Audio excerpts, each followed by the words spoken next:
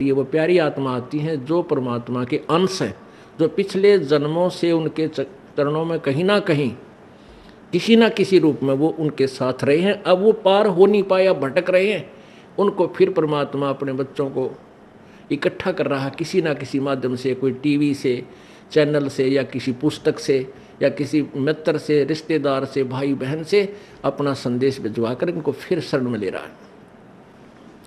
तो ऐसी प्यारी आत्मा जो परमात्मा के बच्चे यहाँ आते हैं और इनके लिए जो सेवा होती है, ये धर्म यज्ञ है। इस धर्म यज्ञ में आपका पैसा लगता है, इससे आपको पुण्य होता है, और जो पैसा आपका किराए में लगा वो भी आपका पुण्य के अंदर लगा। अब पुण्यात्मा जैसे जो अनजान व्यक्ति हैं, जिनको इस मार्ग का पता नहीं, वो मंगलवार को 100 रुपये का प्रसाद बांटनी है, वो तो वहीं तक सीमित है। हम भी ऐसे ही थे जब तक ज्ञान नहीं था। मंगलवार के दिन 100 रुपये का प्रसाद बांटा करते, घने उमंग भर जाती तो 5.25 का बांट देते, बहुत खुशी होती। तो ना तो उसने बहुत गुणा पुण्य मान लेते थे। अब परमात्मा कहते हैं, जिन हर जैसा सुमरिया भाई ताको तैसा लाभे, ओसा प्यास न भागे ही जब लग दसे नहीं आबे। कहते हैं जिसने जैसा भगवान की भक्ति सेवा दान किया उसको उतना ही लाभ मिलेगा। ओस चाटन ते प्यास नहीं बुझ सकती, वो तो गिलास पीना पड़ेगा गट गट गट जब प्यास बुझेगी। तो ये जो स्वाप का प्रसाद 100 रुपया पल्ले बांध लिया माता का हमारे नहीं हो जा, और ये छोटे मोटे जो दान हम करा करते, ये तो ओस चाटन वाली बात थी। और अब यहाँ आपने गिलास के गिलास पीने पड़ेंगे, और देगा वही परमात्मा। आप देखना खेल मालिक का भगवान क्या किया करता है। अभी तक हम परमात्मा से सुख लेने के लिए पहाड़ों पर चढ़ गए, बर्फों पर चल पड़े, मालिक वहाँ मिलेगा उस मंदिर में, हम चले गए वहाँ मिलेगा, वहाँ पहुँच गए, कोई संत मिला उसके पास जाने की चेष्टा की, लेकिन वो चीज़ नहीं मिली। अब आपको वो वस्तु मिलेगी जिसकी गुण गाया करते थे, जिसकी आपको चाह थी, तड़फ थी, और जिसके विषय में सदग्रंथ संकेत किया करते थे। भगवान ऐसा करता है, भगवान कोढ़ी को स्वस्थ कर देता है, अंधे को आंख दे सकता है, बांझ को पुत्र दे देता है, निर्धन को धनी बना दे, कंगाल को राजा बना दे, और हर तरह के सुख भगवान ही दिया करता है। तो वो परमात्मा आपको अब मिलेगा, वो ही आपको सुख मिलेंगे जो भगवान दिया करता है। क्या बताते हैं, पर्वत पर्वत में फिरा भाई कारण अपने राम, फिर राम जैसे संत मिले जिन सारे सब काम। परमात्मा की चाह में अपने संकट निवारण के लिए पर्वत पर्वत घूमा फिरा, कहीं भगवान मिल जावे, और ऐसे संत मिल गए जहाँ मेरे वो भगवान जो काम करता है और वो काम वहाँ हो गए हमारे। तो कहते राम जैसे संत मिला जिन सारे सब काम। तो पुण्यात्मा यहाँ आपको वो सुख होंगे आप सोच नहीं सकते, क्योंकि हम भगवान इतनी तो समझते हैं कि भगवान हमें सर्व सुख दे सकता है, लेकिन वो हो कहीं से नहीं रहे थे। अब आपको यहाँ से वो सुख होंगे जो आप सोच नहीं सकते कि ऐसा क्या भगवान वर्तमान में भी कर रहा है। तो ऐसे संत मिले तो हमें वो सुख हुए। परमात्मा जैसे ही संत मिले जो परमात्मा सुख देता है, तो आपको इस दास के माध्यम से कबीर भगवान परमेश्वर जी आपको वो सुख देंगे जो भगवान दिया करता है, क्योंकि वो पूर्ण परमात्मा है। जो ऐसे व्यक्ति हैं जो इस तत्व ज्ञान से परिचित नहीं हैं, वो क्या कहते हैं, क्या सोचते हैं कि भी तुम जाते हो, महीने में 2 बार जाते हो, महीने में 1 बार जाते हो, किराया भी लगता है, काम भी आपका, कार्य भी आप छोड़कर जाते हो, तुम क्यों अपना नुकसान कर रहे हो। अब पुण्यात्माओं, अब उनको तो ज्ञान नहीं इस बात का, वो तो बालक है, अनजान है। जैसे एक कोई शहर का बाबू था, शहर में ही, बड़े शहर में वो पला, वहीं जन्मा पला, बड़ा हुआ, नौकरी योग्य हुआ, उसकी नौकरी, उसकी सर्विस लगी रूरल क्षेत्र में, गांव में, और वो अपनी ड्यूटी ज्वाइन करने के लिए गांव में कार्यवर्ष जा रहा था। वहाँ पर एक खेत में किसान हल जोत रहा था बैलों से। और गेहूं बीज रहा था। अब उस शहर के बाबूजी ने तो वो गेहूं अपने घर में देखे थे और एक ठेके में, एक टैंकी में, उसमें से माँ निकाल कर देती थी, नौकरानी आटा पिसवा लाती थी और माता बना के भोजन दे देती थी। वो बाबूजी खा कर और बड़ा हो गया था। उसने ये नहीं पता था ये गेहूं कैसे उत्पन्न होता है, कैसे बनता है।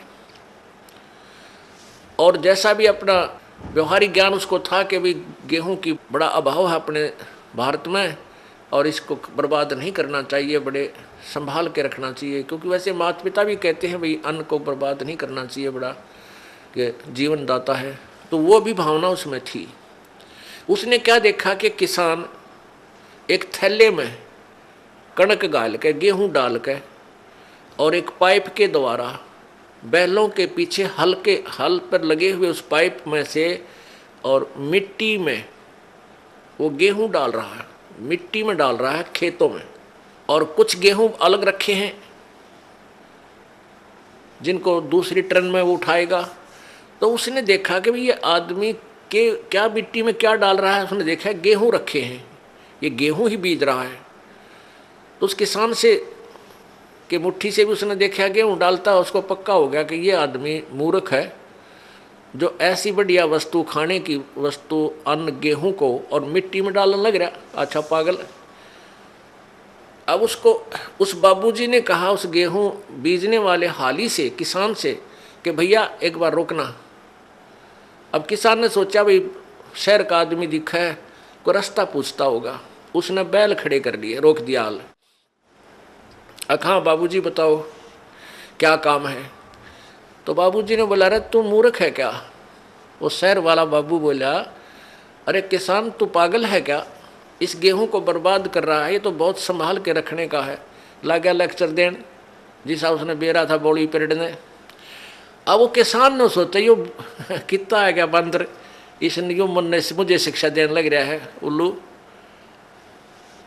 वो समझ गया कि उन्हें बोतड़ू है कह लेने दे इसने सारी। वो जब सब अपनी शिक्षा दे चुका, जब पहले उसकी मूर्खता पर उसको पता लग गया कि भाई वो इसने पता ही नहीं होगा इस प्रोसीजर का, तब उस किसान ने उसको समझाया कि भगत जी बात सुन, मैं गेहूं को बर्बाद नहीं कर रहा, ये बर्बाद जो मैं करता हुआ नजर आ रहा हूँ ये मुझे आबाद करेगा। ये गेहूं देख 1 एकड़ में 40 किलो डालूंगा, 40 किलोग्राम, और एक ट्रैक्टर की ट्राली भर के ले जाऊंगा, इतना इसमें धन होगा मुझे।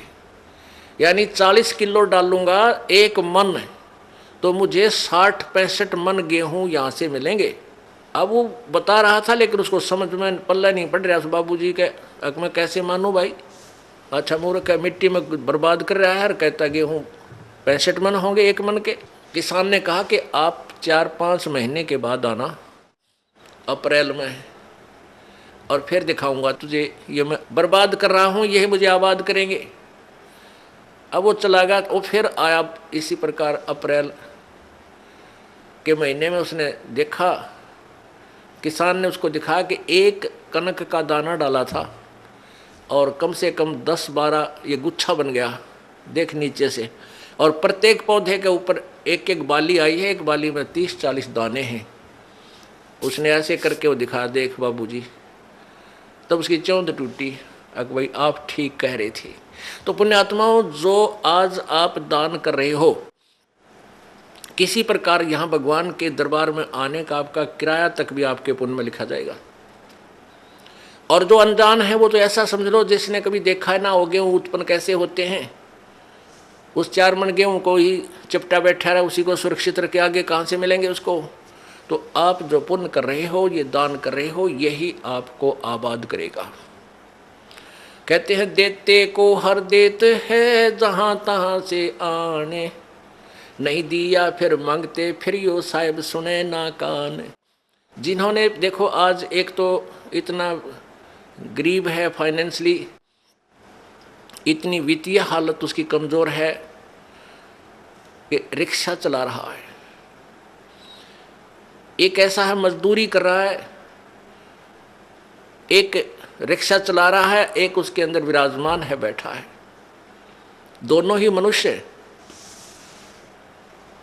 तो पुण्यात्माओं, एक गाड़ी चला रहा है ड्राइवर, एक मालिक उसमें बैठा है और गाड़ी भी मालिक की है। तो इतना भेद यूं क्यों हो गया? क्योंकि पिछले जन्म जन्मांतरों की जैसी भी जिनकी भक्ति शक्ति है, जितना भी जिन्होंने पुण्य किया हुआ है, वो आज आपको ज्यों का त्यों दे रखा है। जिन्होंने पीछे कोई पुण्य किया नहीं, वो आज कंगाल है और एक एक पैसे को मांगते फिर रहे हैं। अब कोई नहीं सुना है।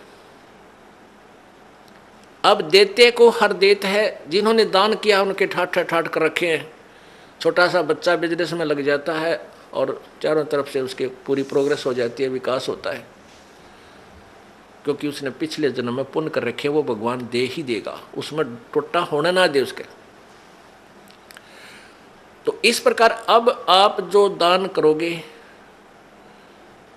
प्रथम तो आप इस बात से परिचित हो जाओगे कि अब जो दान करोगे उसका बेनिफिट केवल अगले जन्म में लेने की चाह मत रखना। आप जो भी पुण्य करोगे, भक्ति करोगे, अपना जन्म मृत्यु का रोग कटाने के लिए ही करना। फिर रही बात आपको यहाँ की सुविधाएं, ये तो अपने आप मिलेंगी। ये भक्ति का जो बाई प्रोडक्ट है, यहाँ की सुविधा तो आपको फ्री ऑफ कॉस्ट देगा। ये भक्ति की विधि ऐसी है, ये भक्ति का वो यथार्थ वे है, पूजा का साधन है, जिससे आपको यहाँ की सुविधाएं तो अपने आप मिलेंगी, मांगने की आवश्यकता नहीं पड़ेगी आपको। जैसे गेहूं बीज दिया किसान ने।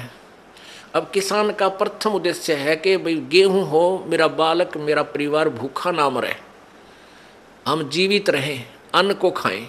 और उसके साथ फिर भूसा और बन गया, वो तूड़ा बन गया, तूड़ा जिसको चारा बोलते हैं पशुओं का, वो तो पहले बना। उसका उद्देश्य केवल ये था कि मुझे गेहूं मिले। यहाँ भी आप देखते हो कि कई लोग ऐसे हैं पैसे वाले, इतना उनका बड़ा फार्म होते हैं, इन क्रेनों से कटवा डालते हैं, गेहूं की बाली बाली निकाल लेते हैं और नीचे वो तूड़ा चारा काट कूट देते हैं, अंदर ही पड़ा रहता है।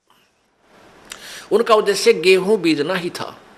और वो जो तूड़ा है, वो चारा, वो फ्री में होता है, वो अवश्य ही होगा। तो आप यहाँ संसारिक जो आपके ये कार कोठी और धन सुविधाएं आवश्यकता, ये तो तूड़ा समझो इस भक्ति का। ये चारा आपको आप पे मिलेगा और असली धन है मोक्ष। जो बाली है वो गेहूं समझो मोक्ष है। हमारा उद्देश्य मोक्ष प्राप्ति रहना चाहिए, ना कि वो चारा ही प्राप्त करना। अगर चारा उद्देश्य रहेगा तो आप परिपक्व नहीं होने दोगे उस फसल को, गेहूं को, और कच्चे कोई पशुओं को डालकर आप भूखे मर जाओगे, कंगाल हो जाओगे। इसलिए हमने इस प्रोसीजर को पूरी तरह समझना है और वो समझाने के लिए आपको यहाँ बुलाया जाता है। अब बताओ, हमने आपको यहाँ बुलाकर क्या क्या कराना है?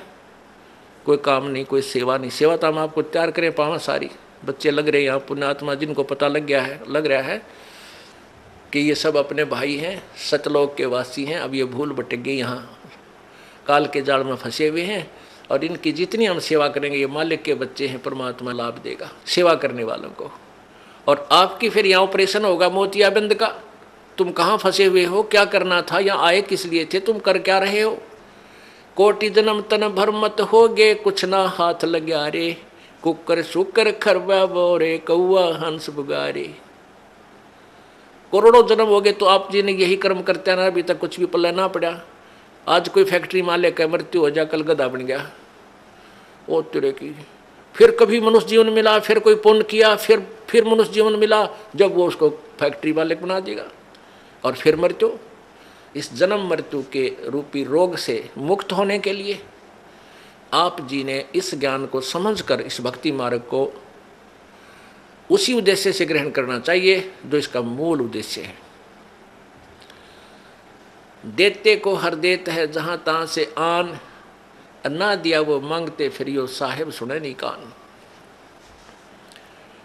अपने आत्मा आप कथा सुना करते थे कि द्रौपदी को नंगा करने लगे, उसका चीर उतारना चाहते थे और उसका चीर नहीं उतरा, उसको नी वस्त्र नहीं कर सके। उसके पास कौन सा जादू था, वो भी तो एक इंसान थी। और आप यहाँ देख रहे हो ना जाने कितनी बहन बेटियों के साथ बेइज्जतियाँ की जाती हैं, उनकी रक्षा क्यों नहीं होती? वो क्या वो पुकार नहीं करती आपत्ति में? क्या वो भगवान को याद नहीं करती उस समय जब उनके ऊपर आपत्ति आती है, कोई दुष्ट दुखी करता है? अवश्य करती हैं, लेकिन उनका पिछला कोई संस्कार पुण्य ऐसा नहीं जिसमें भगवान मदद कर सके। तो ये दुर्गति नकली संतों ने करवा रखी है हमारी, जो जिनके पास भक्ति मार्ग था नहीं, संत बन बैठे, उनके आधार पर ये भोली आत्मा उनको संत परम संत जान के वहाँ अपना जीवन बर्बाद करके भूत प्रेत बन गए, कोई गधा बन गया।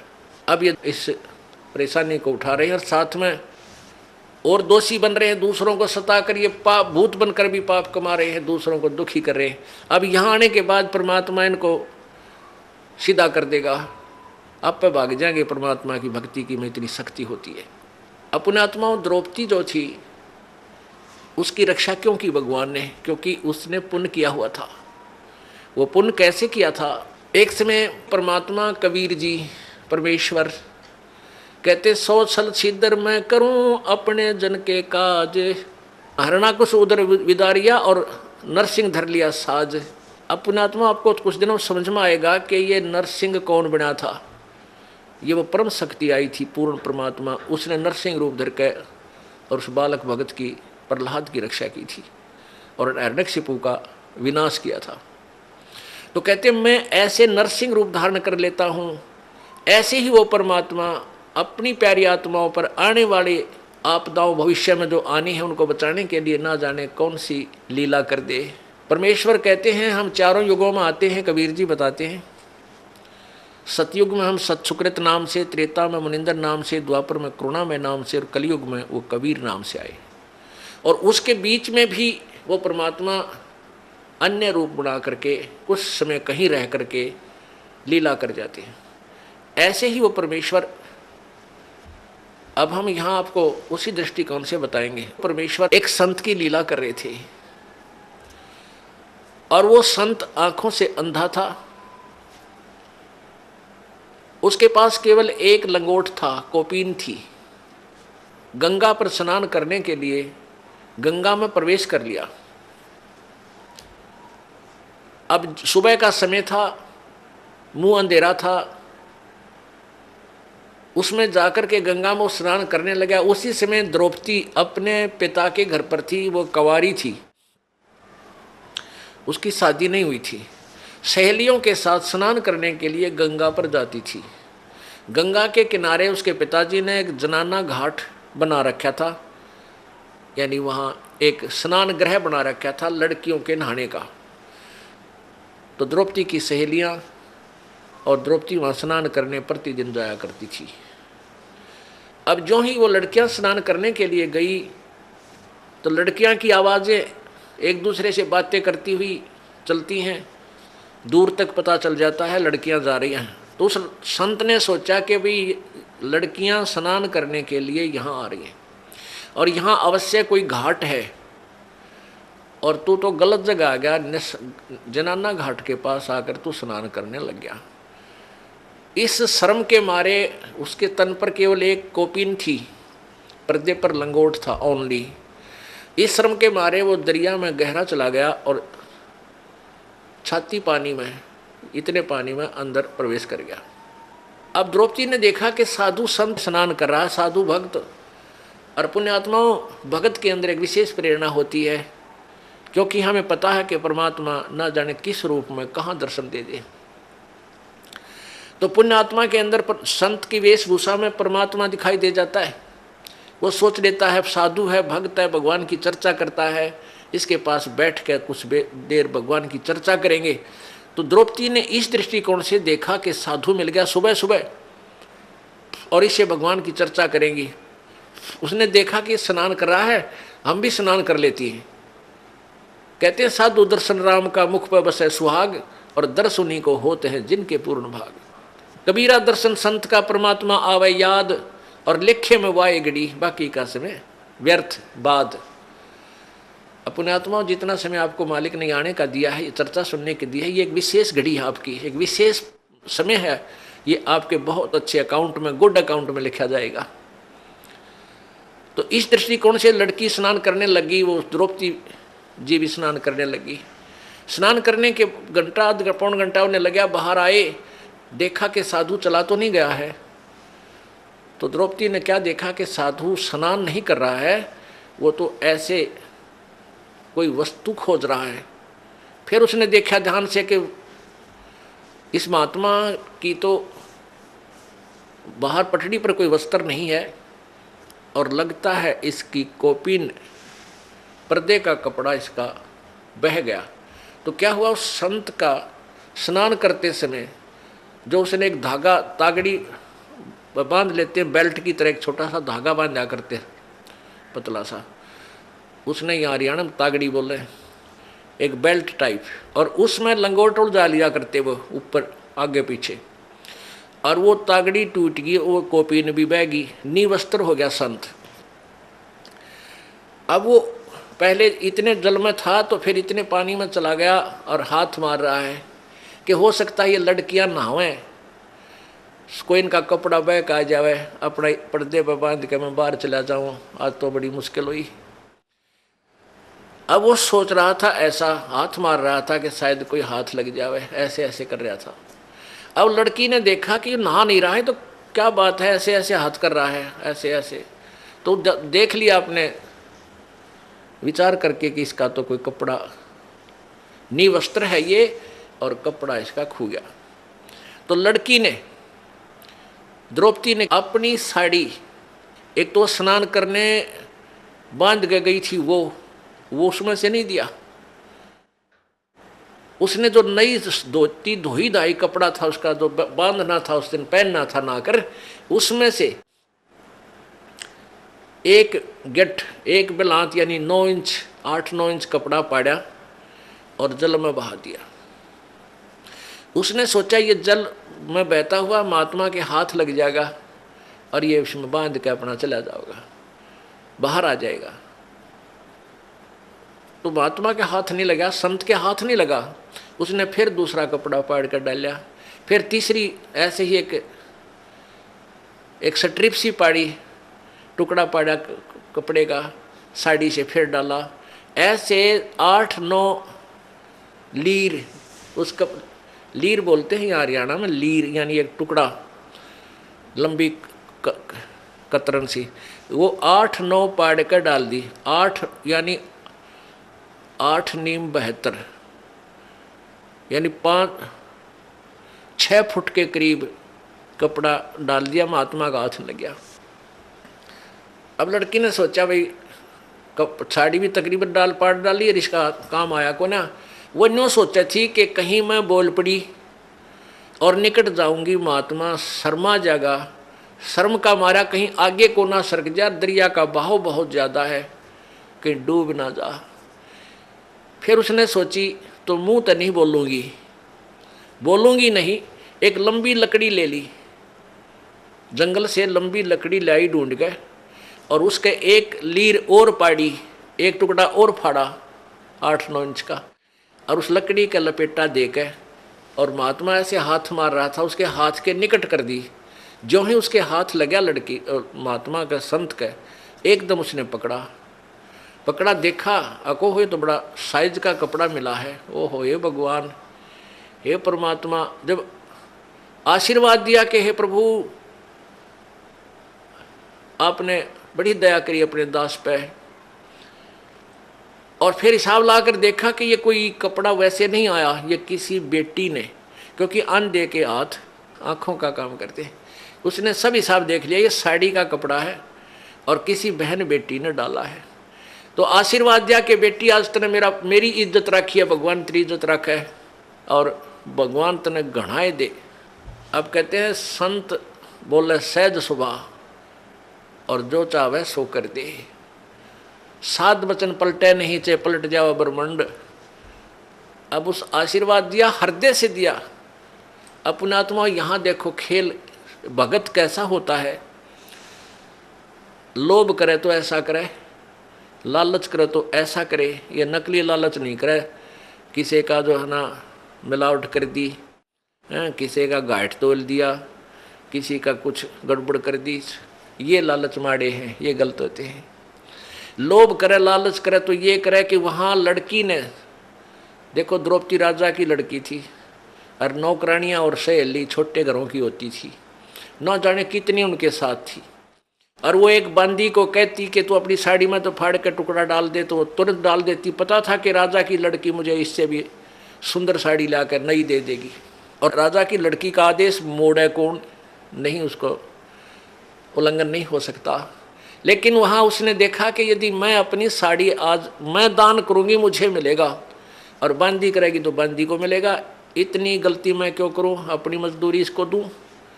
तो यहाँ भगत को इस दृष्टिकोण से भी बहुत सोचना होता है। अपना लालच लोभ अब इस टाइप का करे, यहाँ के धन जोड़ने का लोभ आपका विनाशक होता है, और लूटने का नहीं करे, लूटने का करे परमात्मा के नाम पे। फिर देखना, अब वहाँ तो वो अपने घर चलेगी, संत चले गए, द्रौपदी का ब्याह हो गया।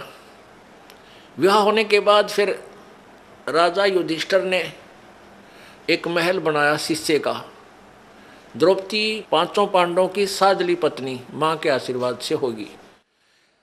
उधर से दुर्योधन जो था वो धृतराष्ट्र का पुत्र था, और युधिष्ठिर अर्जुन हर का चचेरा भाई था, यानी ताऊ का लड़के थे। अब धृतराष्ट्र अंधा था, पांडव उनका पिता जो था युधिष्ठिर का वो अंधा नहीं था, तो उसको बड़े भाई को वैसे राज, बड़े बेटे को राज मिलता है, धृतराष्ट्र को राज नहीं मिला था इस कारण से, अंधा होने के कारण। इसलिए युधिष्ठिर के पिताजी को राज्य प्राप्त हुआ था। उधर से दुर्योधन ईर्षा रखता था कि ये राज्य हमें क्यों नहीं मिला। उधर क्या हुआ कि जब इन पांडवों ने अर्जुन हर ने एक महल बनाया शीशे का,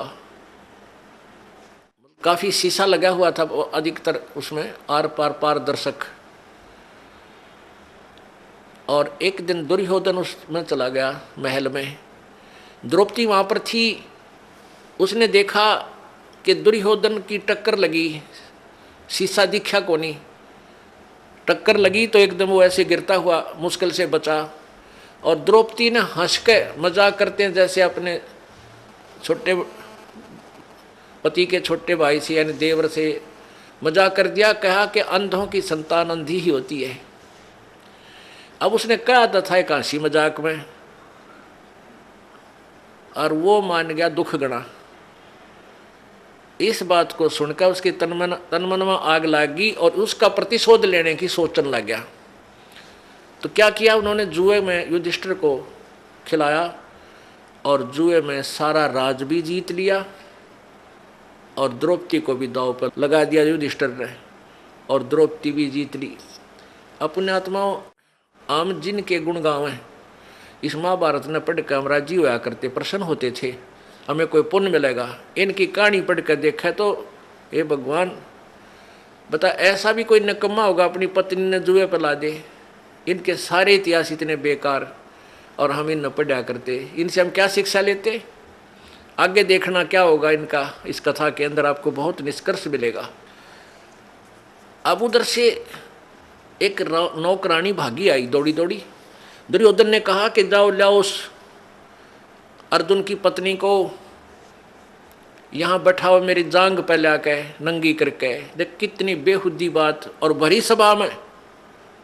अब ये बात सुनकर वह नौकरानी भागी आई कि किसके पास, द्रौपदी के पास, और कहा द्रौपदी आज तो बात बिगड़गी, आपको जुए में जीत लिया कौरवों ने, और आपको वहाँ पर नंगा करेंगे। दुर्योधन कह रहा है कि उसने मुझे अंधे की संतान कहा था, और हम अंधे की संतान हैं, हमें कुछ दिखाई नहीं देता, वो उसको शर्म क्या आएगी, उसको नंगा करो मेरे सामने, हम तो अंधे हैं। अब द्रौपदी का यह बात जची नहीं कि ऐसे कैसे हो सकता है। उस नौकरानी से द्रौपदी ने पूछा वहाँ और कौन बैठे हैं, कि पांचों पांडव बैठे हैं, चाचा विदुर बैठा है, और भीष्म पितामह, द्रोणाचार्य और कर्ण, और साथ में 101 कौरव बैठे हैं। द्रौपदी ने कहा कि नालायक, इतने आदमियों में और मुझे नंगा कैसे करेंगे, तेरा दिमाग खराब है। अब नौकरानी नहीं बोली, कहा क्या बोलूं, मैंने जो सुना था बता दिया। इतने में दुशासन जो दुर्योधन से छोटा था वो दुष्ट गया और द्रौपदी को पकड़ कर केस बाड़ पकड़ के और घसीट के लाया और वहाँ खड़ा कर दिया। और दुर्योधन ने कहा कि इसके कपड़े चीर उतार दो, इसको नंगा करो और मेरे जांग पर बैठा दो। यानी गंदा, कितनी बेहुदी हरकत, और भरी सभा में वो दुष्ट करने जा रहा था। और वहाँ कौन कौन विद्यमान थे? पांचों पांडव बैठे हैं, उसके पति द्रौपदी के, और भीष्म पितामह द्रोणाचार्य जो गुरुजी थे, और कर्ण, ये तीनों एक नंबर के योद्धा थे। और इन तीनों में से एक भी खड़ा होकर ये कह देता उस दुर्योधन और दुशासन को, खबरदार इस बेटी का हाथ लगाया। वो इतने योद्धा थे, पता था दुर्योधन को कि तुम्हारा सर्वनाश कर देंगे, तो हिम्मत नहीं थी दुशासन और दुर्योधन की द्रौपदी की चीर का हाथ लाने की। लेकिन उस दुर्योधन के मलिन अन्न को खाकर उनकी भीष्म पितामह द्रोणाचार्य और कर्ण की भी आत्मा मलिन होगी, उनके अंदर भी गंदापन छा गया। और उस लड़की को नंगा देखने के लिए वो भी वहीं विराजमान रहे। और उन्होंने उठकर ये भी नहीं कहा तुम क्या जुल्म कर रहे हो, क्या करने जा रहे हो।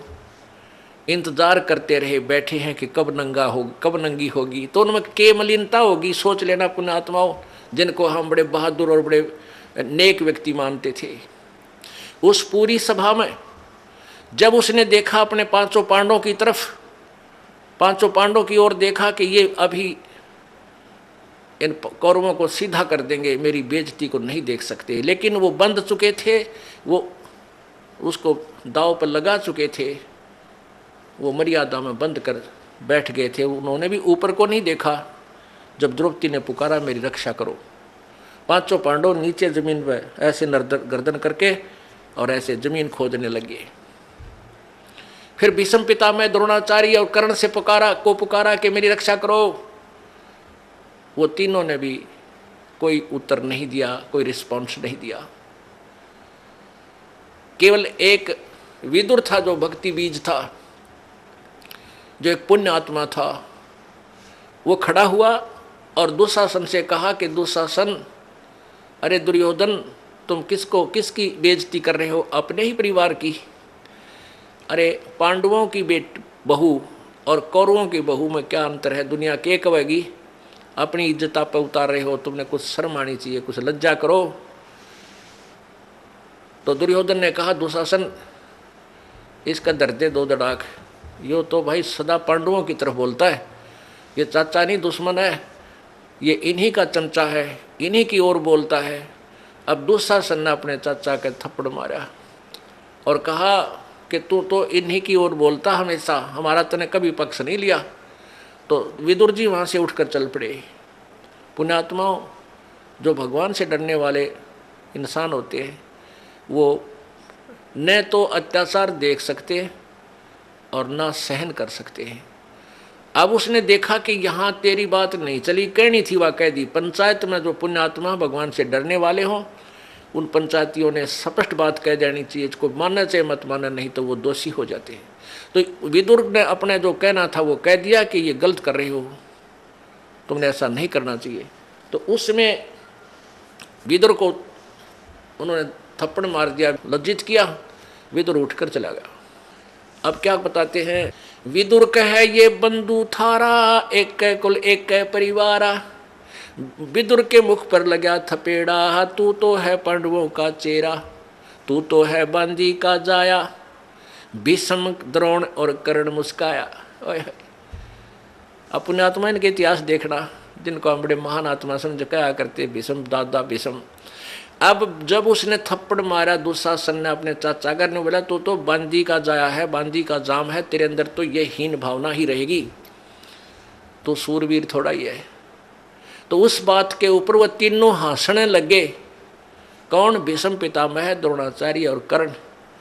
जबकि उन्हें खड़ा होकर कह देना चाहिए था, बेशर्म, तेरे शर्म नहीं? अपने चाचा पर हाथ उठा दिया, अपने बाप का मार दिया, तेरे चाचा का मार दिया, तो ये सोच। लेकिन वहाँ दांदरे का डर लाए, दायत्रे का है, और उन्हें धमकाना चाहिए था अपने उस बच्चे को। तो पुण्यात्माओं, इस काल के जाल को ऐसे समझा जाएगा। अब वो तीनों हंसने लगे। जब द्रौपदी ने देखा कि ये दांदरे काट रहे हैं, ये किसकी मदद करेंगे तेरी। जब उसने प्रार्थना भी करी मेरी रक्षा करो, नीचे को गर्दन कर ली और बैठे रहे। अगर भीष्म पितामह द्रोणाचार्य कर्ण के मन में दोष नहीं होता, उठकर चले जाते, और उधर से दुशासन चीर पकड़ कर उसको नंगी करने के लिए तैयार है और वो बैठे हैं वहाँ पर। तो पुण्यात्माओं, जैसे हम संसारिक लोगों का सहारा जब तक लेते हैं, वो सहारा पूर्ण नहीं होता, कच्चा होता है। जैसे हम किसी अच्छा रिश्तेदार है, पैसे वाला है, हम उसको अपना मान कर काख पीटते हैं, भाई हमारा रिश्तेदार बड़ा साहूकार है। वो साहूकार रिश्तेदार पर 20,000 रुपये ले आओ एक बार उधारे, और वो दो वर्ष मत देना, और फिर जाना उससे मांगने, जा अपने चाह न भी टोक लेते हैं, नुका पैसे दे मेरे पहले वाले। अब वहीं पता लग लेगा कि और उधारे दिए हैं वो तो, और ऐसा इतना जता देगा, उठाया जाना रखा जा। और दूसरे मान लिया आप किसी मंत्री, मुख्यमंत्री, प्रधानमंत्री की आड़ में, अन्यों सोच लो हम तो बहुत कुछ प्राप्त कर लिया, कल ना उसकी टिकट कट जा, मृत्यु हो जा, या वो पद पर ना रहे, फिर क्या, ये सहारा कहाँ गया। तो हमने वो एक ही सहारा चाहिए जो मालिक का स्थायी है, जो कभी हमारा साथ नहीं छोड़ सकता। तो जब तक हम संसारिक लोगों का आश्रय तकते हैं तो परमात्मा मदद नहीं करता, साइलेंट रहता है भगत के लिए। वैसे तो जो अपना किया है वो कर्म भोग ही रहा है। जब द्रौपदी ने देख लिया भाई ना तो ये 500 पांडव शीश ऊपर न कर रहे, क्योंकि ये बंध गए, इन्होंने जिता दिया मेरे को, अब ये मर्यादा में बंध गए। और भीष्म पितामह द्रोणाचार्य और कर्ण ये इसका रोटी खा के इस दुष्ट की ये बंध गए, अब किस तो पुकार करूं। तब उसने जब इंसान का संसारिक सहारा समाप्त हो जाता है, जब भगवान याद करता है परमात्मा अब तो तू ही है मेरा। अरे भले आदमी पहले भी यही था, तेरा भूल थी, तुम इनको अपना मान रहा था जो तेरे नहीं थे। ये स्थायी सहारा नहीं था जिनको तूने अपना जो है सहारा माना था। तो जब उसने पुकार करी है परमात्मा, जब देख लिया कोई रक्षा करनी नहीं, तेरी बेइज्जती होगी, जुल्म हो गया, तो इतना मनंगी होगी। अब बेटी ने यह सबसे बड़ी चिंता होती है, सबसे बड़ा दुख है इसकी जीवन का। तो एकदम उसने हृदय से पुकारा, आत्मा रोई। पुण्यात्मा रोते सभी हैं आपत्ति में, लेकिन क्या होता है कि यहाँ आत्मा की पुकार परमात्मा पूर्ण ब्रह्म सुनता है, मन की बकवाद नहीं सुनता। मन तो पता नहीं क्या क्या मांगे, कदे गाड़ी मांगे, कदे कार, कभी रेल मांग ले, इसका नहीं मेरा के मांगे। और आत्मा मांगेगी आपत्ति में खास चीज जो जरूरत होगी उसकी, तो आत्मा के साथ देता है। तो जो ही उसकी आत्मा की पुकार, और यहाँ एक धर्मराज बना रखा है ज्योति निरंजन ने, और उस धर्मराज के पास न्यायाधीश के उसमें कंप्यूटर में यानी सबके पुण्य डिपॉजिट होते हैं, जिसका जैसा पुण्य बना है शुभ कर्म। तो जो ही उस भक्त आत्मा ने पुकार की, तो उसी समय द्रौपदी की जो पुकार थी वो धर्मराज के दरबार में गई, और वहाँ एकदम वही कंप्यूटर की वो फाइल खुल गई द्रौपदी वाले प्राणी की, जीव की। तो धर्मराज ने देखा भी आपत्ति आई है इस आत्मा पर देखो इसका कोई मदद बन सकती है कि नहीं। उसने जो ही उस कंप्यूटर में देखा तो एक संत, परम संत को इसने बगैर किसी डिमांड के, नी इच्छा के, एक इम्पोर्टेंट दान कर रखा है, पूरी साड़ी की साड़ी दान कर रखी है, और संत ने उसके प्रतिफल में एक आशीर्वाद दिया है, और इसके प्रतिफल में मैं इसका खूब मदद कर सकता हूँ। तो वहाँ से वो बटन ऑन कर देता है। तो क्या होता है कि यहाँ 500 पांडवों के जो आध्यात्मिक गुरु थे वो श्री कृष्ण जी थे। पुण्यात्माओं, जैसे भी जिस भी इष्ट की जिसने भक्ति करनी है उसका गुरु अवश्य होना चाहिए, तभी उसको कुछ राहत ईश्वरीय एक्स्ट्रा एड मिलती है। तो उधर से वो धर्मराज के दरबार से, और वो जो पुण्य था वो आया श्री कृष्ण जी के अंतःकरण में, उसके कंप्यूटर में टक्कर मारी आकर एकदम। और ये सब लीला पूर्ण ब्रह्म करवाता है, कबीर भगवान करता है। उसमें श्री कृष्ण जी अपनी पत्नी रुक्मणी के साथ अपने महल में शतरंज खेल रहा था। अब इस बात को समझना पुण्यात्माओं, क्योंकि आध्यात्मिक ज्ञान है, बड़ी गहराई से सोचना पड़ेगा आपने कि हम किसको कर्ता मान रहे थे, वास्तव में करता है कौन। तो जब वो रुक्मिणी के साथ वो खेल रहा था शतरंज, तो उसमें पासे डालते हैं ऐसे, और पासे डालते डालते कोई शब्द बोलते हैं, कच्चे 11 पक्के 12 पौ 12, या जैसा भी कोई ऐसा बोलते, ले ऐसे बोलता हूँ मैं, ऐसे मांगता हूँ। वो मिलते क्या हैं, ओले सोले, वो बाद की बात है।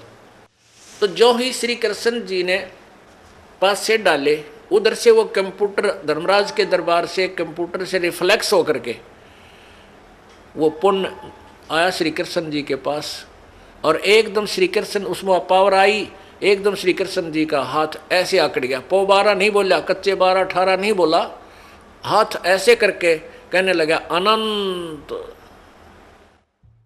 जैसे किसी में प्रेत आ जा रहे एकदम कहता कुछ रोकड़ जो करने लग गया, ऐसे उसमें ऐसी क्रिया श्री कृष्ण जी की होगी। तो रुक्मिणी ने हाथ पकड़ा और हंसने लगी, कहने लगी ये अनंत क्या है, ये कहते 11 बोल के 12 बोलने थे, ये अनंत क्यों कहा। तो वहाँ श्री कृष्ण जी ने के अंदर वो चेतना दी काल परमात्मा ने। अब क्या बोली वो पावर जो श्री कृष्ण जी के अंदर आई थी, रुक्मिणी कर पकड़ा, मुस्काई, हाथ पकड़ के हंसन लगी और अनंत कहा, मोकू समझाई, यो अनंत क्यों कहा तूने मुझे समझा। अब कहते हैं दुशासन ने द्रौपदी पकड़ी और हमारी भक्ति सकल में सिकरी, जय हमारी भक्त पिछोड़ी होई तो हमारा नाम न लेवे कोई। तंदे ही से पासा डारी, वो तो वहाँ खेल रहा है, फिर पास से खेलने लग गया इतना कह के, तो वहाँ से वो शक्ति, वहाँ से जैसे अब यहाँ कंप्यूटर आजकल तो चल पड़े हैं, इनसे बहुत कुछ राहत हमें आध्यात्मिक ज्ञान सुनने में मिलती है। जैसे कंप्यूटर लिखने वाले क्या करते हैं, एक पॉइंट से लेते हैं, फिर उससे आगे उसका लेखन कार्य उसी से करते हैं, कितना कर लो जाए। तो ऐसे वहाँ से वो शक्ति, फिर वो परमात्मा सूक्ष्म रूप धार के कबीर भगवान गुरु मर्यादा को रखते हुए वो पूर्ण ब्रह्म सूक्ष्म रूप धारण करके और श्री कृष्ण रूप बना के द्रौपदी के शीश के ऊपर आकर विराजमान हो गया। बाहर पीछे से ऐसे कर दिया, आशीर्वाद दिया पीछे खड़ा होकर के, किसी को नहीं दिखाई दे रहा। कहते हैं तंदे ही से पासा डारी, पहुंचे सूक्ष्म रूप मुरारी, खेचत खेचत खेच कसीसा, सिर पर बैठे हैं जगदीशा। द्रौपद सुता को दीने लीर, ताके अंत बढ़ाए चीर। उस अंधे को कोपिन दी थी, द्रौपद सुता को दीने लीर, एक टुकड़ा दिया था साड़ी का, और जाके अंत बढ़ाए चीर। अब खेचत खेचत खेच कसीसा, सिर पर बैठे हैं जगदीशा। द्रौपद सुता के चीर बढ़ाए, संख असंख्यों पार नहीं पाए। अब दुशासन ने खूब जोर लगा लिया, अपनी तरफ से खींच खींच कर ढेर लाग गया वहां साड़ी का, अंत नहीं आया। दुशासन इतना तगड़ा बताते हैं कि कई हजार हाथियों की ताकत, इतना जैसे आजकल हॉर्स पावर से बिजली की ताकत नापते हैं ना, उसमें आदमिया की ताकत एलिफेंट पावर से नापा करते हैं। तो 1000 एलिफेंट पावर का था वो दुशासन। और द्रौपदी एक कोमल सी बेटी, भक्ति की शक्ति के सामने वो राक्षस फीका पड़ गया। उस कोमल कमल के फूल जैसी उस लड़की का वो पत्ता भी नहीं तोड़ सका, यानी उसका कुछ नहीं बिगाड़ सका। तो जिन्होंने प्रभु का आश्रय लिया है विधिवत, तो उनको कहते हैं देते को हर देत है, जहां तहां से आन और ना दिया वह मांगते फिरी हो, फिर परमात्मा सुने नहीं कहा। तो पुण्यात्माओं, अब जैसा भी आप उन धर्म करते हो वो आपके गुड अकाउंट में लिखा जाता है। जब तक आप परम संत पूर्ण परमात्मा की शरण में नहीं आते, तब तक आपके जो पुण्य डिपॉजिट भी होते हैं वो भी काल यहीं बर्बाद करवा देता है। आज जैसे द्रौपदी के ऊपर यह तो आपत्ति टल गई और फिर केवरानवाटी हुई, हिमालय में जाकर गड़ गए, राज्य भी गया, कुछ नहीं रहा, फिर नरक में डाल दिए गए। अब हमने यहाँ केवल इतना ही लेना है कि आप यहाँ परमात्मा के चरणों में आए हो, आपका प्रथम उद्देश्य ये हो कि मेरा जन्म मृत्यु का रोग कटे, क्योंकि आप जी ने असंख्य जन्म हो गए यहाँ जन्मते और मरते को। कभी राजा भी रहे, कभी आप रानी भी रहे, और फिर भिखारी बनकर भी घूमते रहे। अब कहीं पर भी आपको स्थायी स्थान नहीं मिला। जैसे आपने पुण्य किए तो आप स्वर्ग चले गए। स्वर्ग क्या है? ये एक होटल है, एक रेस्टोरेंट है। जैसे कुल्लू और मनाली, शिमला, गर्मियों के दिनों में साहूकार लोग 10-20 हज़ार 50 हज़ार रुपये ले जाते हैं और 1 महीना 2 महीने वहाँ होटल में कमरा किराए पर लेकर और वहाँ रहते हैं, ठाठ करते हैं, घूमते हैं, फिरते हैं। बड़ी ठंडा मौसम होता है, हिली स्टेशन है और लेकिन वो पैसे जेब से उन्हीं के लग रहे हैं, होटल का किराया, खाने का खर्चा। जब वो 2 महीना वो 50 हज़ार रुपये खर्च हो जाते हैं परिवार के, तो फिर वो अपने कर्म क्षेत्र में आ जाते हैं कंगाल होकर। और फिर अगले सीजन में क्या पता सूत बैठे 50 हज़ार सेविंग हो उनका ना हो।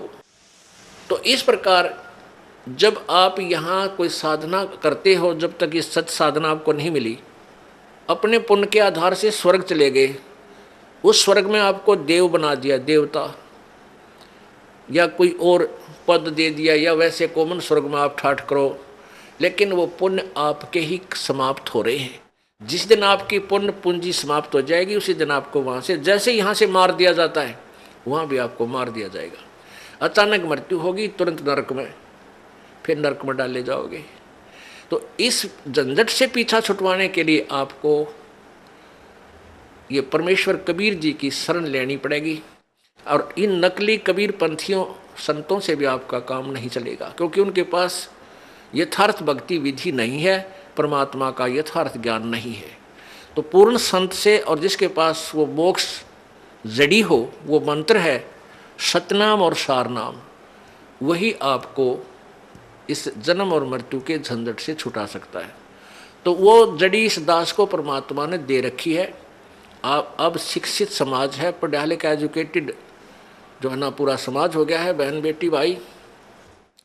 अब आप इस तत्व ज्ञान को जो दास आपको बताता है, जो परमेश्वर ने इस दास को बताया है, सदग्रंथों में विद्यमान है, इसकी तुलना करो आपके गुरुजियों के ज्ञान से, और फिर देखो वो अधूरे हैं या पूरे। टोटली इनकम्प्लीट पाओगे आपको, सारे नकली कति टोटली पूरे पृथ्वी पे।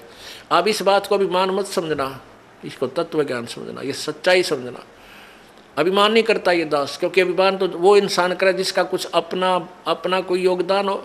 ये तो परमेश्वर कबीर जी का दिया हुआ ज्ञान है, दास को उन्होंने बुद्धि दे दी और आपको बता रहा हूँ समझा के, इतना ही मेरा योगदान है।